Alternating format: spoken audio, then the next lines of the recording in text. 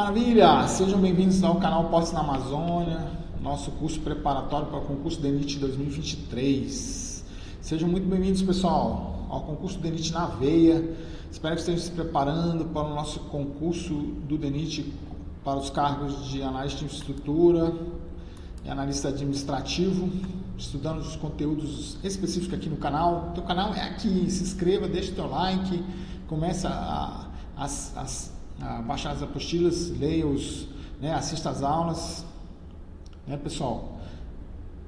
Bom, estamos aqui com nosso conteúdo geral de direito constitucional. Nossa aula de hoje é constitucionalismo e neoconstitucionalismo. Constitucionalismo, vamos estudar as 7 constituições que o Brasil teve. Em 1824 foi a primeira constituição, porque o imperador Dom Pedro ele proclamou a independência de Portugal. Com isso, o Brasil passou a ser independente. Para ser independente, uma nação precisa de uma constituição, certo? O que é a constituição? É a lei magna, é a carta magna, a lei maior de um país, onde todo o seu ordenamento jurídico emana, daquela carta magna. Então, isso é uma constituição. Como o Brasil passou a ser independente naquela época do Império, aí criou-se a Constituição de 1824. Ela tinha uma característica, sim, ela tinha um poder a mais. Além do executivo, legislativo e judiciário, ela tinha um poder moderador, que era o próprio imperador, que podia influenciar nos 3 poderes, da forma que ele quisesse. Ok? A segunda Constituição é da República, Marechal Deodoro proclamou a República e aí, agora a gente tem que ter uma nova Constituição. A segunda, que é a Constituição da República. Da proclamação da República, 15 de novembro de 1879. Então, o Marechal Deodoro mais o Rui Barbosa, o Águia de Aia, o Brasil tem na história também uns personagens, umas pessoas super inteligentes. O Rui Barbosa era uma sumidade, um gênio. Então, o Rui Barbosa ajudou lá a formar a Assembleia Constituinte para fazer a nova Constituição, onde foi retirado aquele negócio de poder moderador, aquilo é coisa do passado. Aí ficou só o Executivo, Legislativo e Judiciário. Só que aí, em 1934, Getúlio Vargas estava no poder, o Brasil estava passando por uma situação de Primeira Guerra Mundial, Segunda Guerra Mundial, estávamos no início da Segunda Guerra Mundial, então o Brasil estava meio temeroso da guerra chegar aqui. Então, Getúlio Vargas começou a fortalecer nossas defesas militares, organizar o país. Então, criou essa Constituição, essa Constituição, onde o voto era obrigatório e secreto a partir de 18, concedeu maior poder ao governo federal, criou algumas leis trabalhistas, ajudou muito o trabalhador. Foi uma Constituição dedicada ao trabalhador. Só que em 37 ele quis fazer uma outra Constituição onde aumentava os poderes dele mesmo. Ele queria ficar mais poderoso. Aí criou essa nova Constituição de 37, do Estado Novo. O Congresso foi dissolvido, pôs uma carta consultando o poder do chefe de Estado, censura foi criada para conter a imprensa, ninguém podia saber de nada, era tudo controlado. Só que aí não deu muito certo não, porque aí o movimento popular com as forças armadas acabaram derrubando Getúlio Vargas, ele saiu do poder. Aí em 1946 teve uma outra Constituição, para retomar a linha democrática, O voto era indireto, passou a ser direto. Aí pôs fim à censura, acabou com o negócio de censura, acabou com a pena de morte. Por que tinha pena de morte? Getúlio Vargas colocou pena de morte, que era a época de guerra, Segunda Guerra Mundial. Então, se alguém se recusasse a participar da guerra, ele ia considerado um traidor e era condenado à morte. Por causa disso que tinha essa pena de morte, por causa da guerra. Como a guerra tinha acabado, 45, então para que pena de morte? Aí extingue a pena de morte. E a censura também, não, agora acaba com isso também.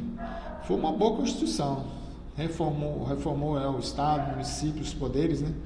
Botaram até autonomia, podiam eleger diretamente o presidente da República, mandato de 5 anos, o direito de fazer greve foi liberado, pluralidade podia criar vários partidos, foi bacana, foi uma Constituição boa.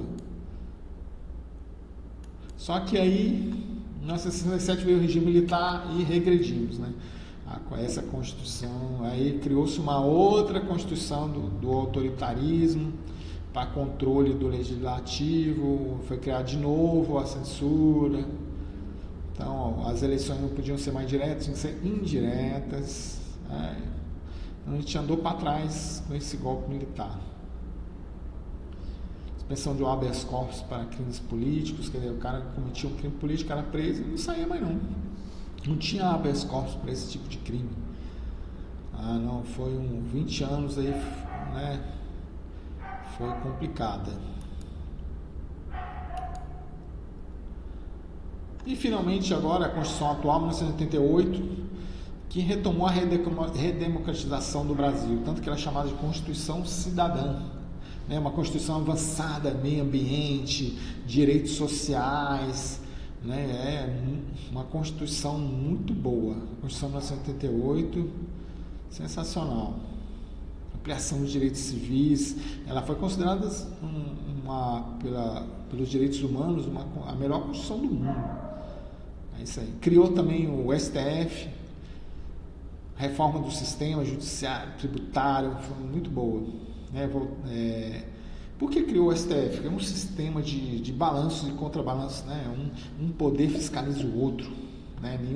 Então, o judiciário fiscaliza o executivo, né? E aí é assim mesmo, para evitar o quê? Do executivo se extrapolar os seus poderes. Então, com isso, você tem um sistema de balanço e contrabalanço, um equilíbrio.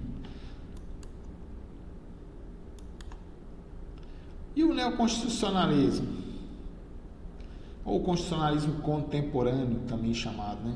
Eu tenho o direito de colocar a Constituição no centro do ordenamento jurídico, que é o certo, né? Que interpreta o direito a partir dos direitos fundamentais, que se apresenta com a preocupação de efetivar os princípios fundamentais, dignidade da pessoa humana, liberdade, igualdade, entre outros que estão na Constituição de 1988. Então, é chamado neoconstitucionalismo, que é fundar um direito constitucional, novas premissas como a difusão da teoria dos direitos fundamentais, desenvolver-se a partir de um elemento-chave, modelo constitucionalista, a supremacia constitucional. Alexander Hamilton, né? Constituição é uma lei fundamental, superior a todas as demais normas, que é correto. Então, Alexander Hamilton, né, começou a pensar a Constituição como uma carta magna que tem que ser mesmo, uma lei que é inconstitucional. Você só consegue derrubar uma lei se ela for inconstitucional. Se ela for contra a Constituição, aí essa lei é eliminada, né? Aí tem o Supremo para isso.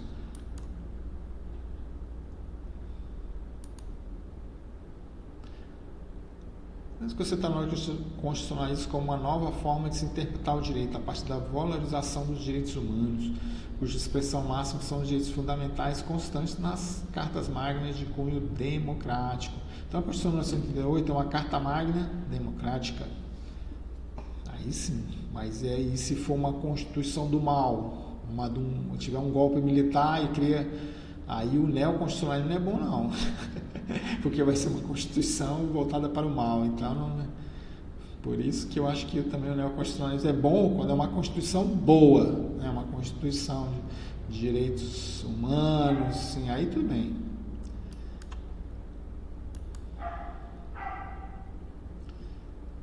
O pós-positivismo é o marco filosófico do neoconstitucionalismo.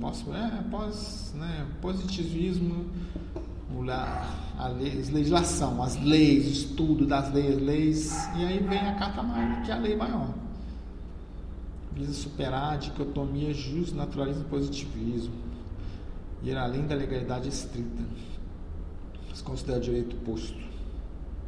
Direito com a ética, a justiça e a moral.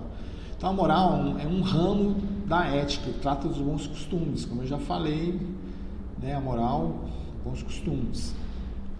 E a ética, a atitude do ser humano perante a sociedade.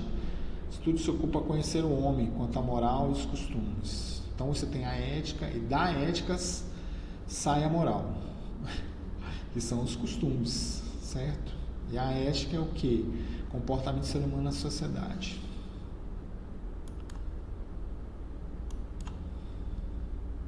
Tá bom, pessoal? Espero que tenham gostado da aula.